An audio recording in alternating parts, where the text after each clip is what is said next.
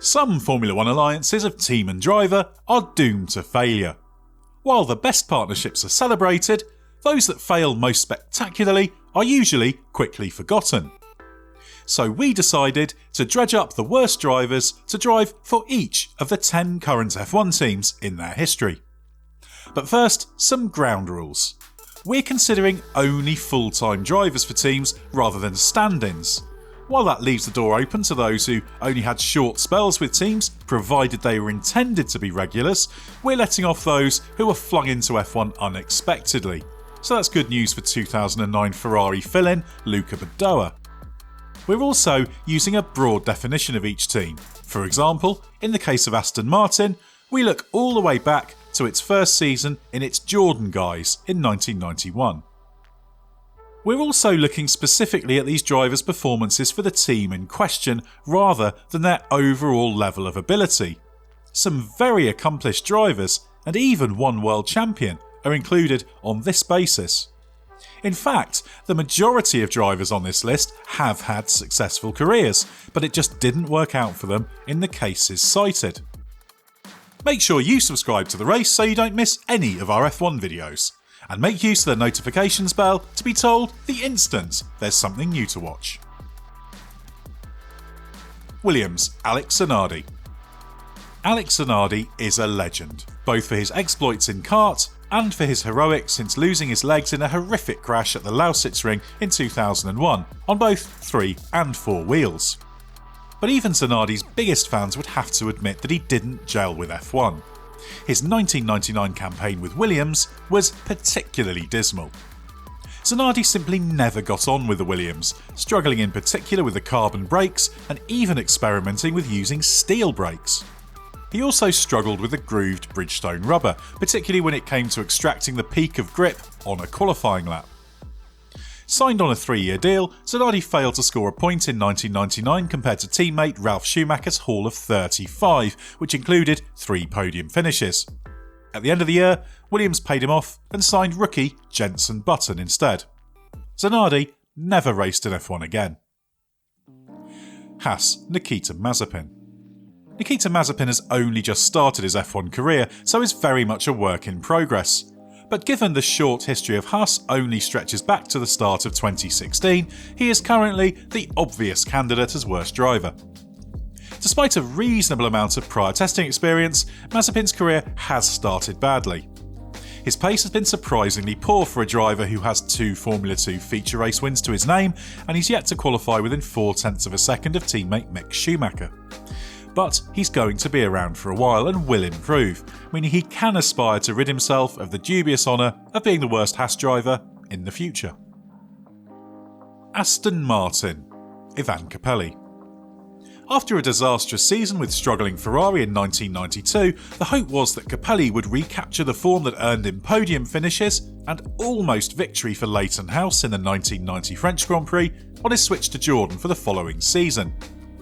Sadly, his 1993 campaign was short and painful. At Kyalami, he crashed heavily on lap 3 and failed even to qualify at Interlagos after endless troubles on Friday and Saturday. Thanks to a combination of Capelli's struggles and the failure to come up with the promised $1 million of sponsorship money, the Italian was dropped in favour of Thierry Boutsen. Despite chasing an F1 return in 1994 and exploring opportunities in IndyCar, Capelli's future lay in touring cars and sports cars. Alfa Romeo, Nicola LARINI. Things appeared to start well for Nicola LARINI at SAUBER in 1997 when he finished 6th in the season-opening Australian Grand Prix. He had plenty of F1 experience, both performing miracles in Minnow teams and finishing 2nd for Ferrari at Imola in 1994, so this was no surprise. The problem was that LARINI didn't feel especially wanted at Sauber, given he'd been placed there by engine supplier Ferrari. The relationship between team and driver never gelled. A series of disputes between LARINI and the team about the way they operated led to him walking away just 5 races into the season, having failed to score another point. Another Ferrari-affiliated driver, Gianni Morbidelli, replaced him, with Norberto Fontana filling in for him on 4 occasions, thanks to Morbidelli twice suffering injuries. AlphaTauri, Alex Young. When Alex Young made his F1 debut in the 2001 Italian Grand Prix at Monza, expectations for Malaysia were unrealistically high. But Young, despite going on to prove he had genuine ability with race wins in A1GP, was desperately underprepared for F1 and struggled, qualifying over a second off teammate Fernando Alonso in his 3 outings for the Minardi team in the days before it was bought by Red Bull.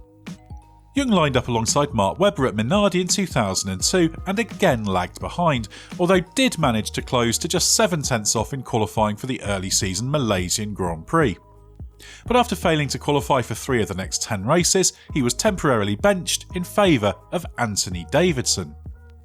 Young returned for the final 3 Grand Prix of the year but continued to struggle, although he did sign off by qualifying just 3 tenths off Webber, a future Suzuka pole sitter, at the Japanese Grand Prix.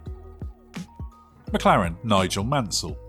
Unwanted by Williams, which held an option on his services and had to pay him off after deciding to run David Coulthard, Nigel Mansell signed up on a 1-year deal for McLaren in 1995, a deal facilitated partly by title sponsor Marlboro and F1 ringmeister Bernie Ecclestone. The Mansell and McLaren combination was expected to be a title-challenging force, with all sorts of pre-season fighting talk. But at the start of testing, it immediately became clear that the McLaren Mercedes MP410 was not a good car. Mansell struggled even to fit into the McLaren, meaning he couldn't complete long runs in testing. This necessitated the design and construction of a wider chassis, resulting in test driver Mark Blundell filling in for the first 2 races of the season. On his first outing at Imola, Mansell qualified over a second off Mika Hakkinen and was running 5th when Jordan driver Eddie Irvine's overtaking attempt resulted in a collision. The time lost meant Mansell went on to finish 10th. Second time out in Spain, Mansell qualified within a tenth of a second of Hakkinen but retired from the race citing handling issues. Unsurprisingly, he then quit entirely. For the full story of Mansell and McLaren, check out the Bring Back V10s podcast, Season 1, Episode 7. Ferrari Giancarlo Baghetti. It might seem absurd to pick a driver who won the 1961 French Grand Prix for Ferrari on his World Championship debut for this dubious honour, especially given he also won on his first 2 starts in non-championship F1 races prior to that. But Baghetti never performed at the level you would expect of a Ferrari driver. While he was entered for the French Grand Prix in 1961 under the FISA banner, it was actually a factory Ferrari entry, and he only just pipped the slower Porsche of Dan Gurney after others fell by the wayside. On his outings in 1962, when he was part of the regular lineup despite not entering every race, he showed unremarkable pace. Even so, he could have stayed at Ferrari in 1963, but made the ill-advised decision to join the ATS breakaway instead. Alpine Nelson Piquet Jr. Nelson Piquet Jr. came into Formula 1 with what was then called Renault in 2008, with a big reputation, having fought with Lewis Hamilton for the GP2 title 2 years earlier. But despite significant testing mileage, he really struggled. Inevitably, his role in the Singapore Grand Prix controversy, when he was ordered to crash deliberately, is what he's most remembered for. His form did pick up a little in the second half of 2008, notably with a second place in the German Grand Prix, but that was largely a consequence of a fortunately timed safety car. He struggled again in 2009 before being replaced by Romain Grosjean. Although there were moments when his quality briefly shone through, as very much the number 2 to Fernando Alonso, Piquet's stint with the team was poor and, ultimately, became infamous. Red Bull Jan Magnussen. Jan Magnussen's dominant 1994 British Formula 3 season, combined with an impressive one-off F1 debut for McLaren in 1995, made him the obvious choice to drive for the new Stewart team, which later became Red Bull via a stint as Jaguar in 1997. Sadly, it didn't work out. During 1997, he failed to score a point and was usually outperformed by teammate Rubens Barrichello. On average, Magnussen lapped just over 0.75% off Barrichello's pace, and race finishes were rare, albeit most often as a result of reliability problems. It was a similar story in 1998, and Magnussen was dropped after finally claiming his first point with 6th place in the Canadian Grand Prix. After he lost his drive, Magnussen suggested he was very much the number 2 driver in the team that he felt was focused primarily on Barrichello. But team boss Jackie Stewart questioned Magnussen's approach and resulting lack of pace. Magnussen went on to a hugely successful and ongoing career in sports car racing, but he never got another F1 shot. Mercedes, Ricardo Zonta. Ricardo Zonta seemed the perfect choice to partner Jacques Villeneuve with the new BAR team in 1999. A champion in Formula 3, Formula 3000 and the FIA GT series, he was as well qualified as F1 rookies come. A crash on his second outing at Interlagos that prevented him contesting the Brazilian Grand Prix and the next 3 races set the tone for Zonta's difficult 2-season spell. BAR didn't score a point in 1999 and Zonta was well off Villeneuve's pace. He closed the gap a little in 2000 and picked up a trio of 6 places, but he was unhappy with his treatment as what he saw as little more than an afterthought for a team built around Villeneuve. Zonta left BAR, and despite further F1 outings for both Jordan and Toyota, his Grand Prix career never regained its momentum. Let us know in the comments whether we got our selections right or if you'd have chosen some other names. And what could these drivers have achieved given different circumstances? If you enjoyed this look at each team's worst driver, don't forget to like and subscribe.